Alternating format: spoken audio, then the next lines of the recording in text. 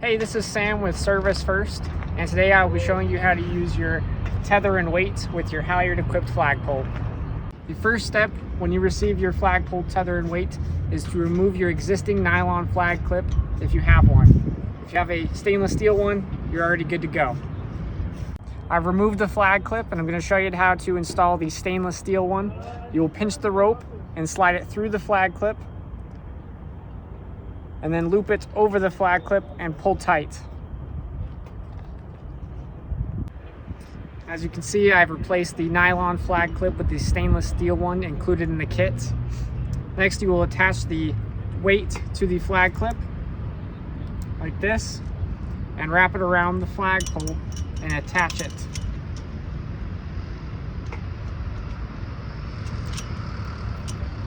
This will be the same if you have a sectional or a telescoping flagpole. The last thing you'll want to do is attach your flag to the flag clip.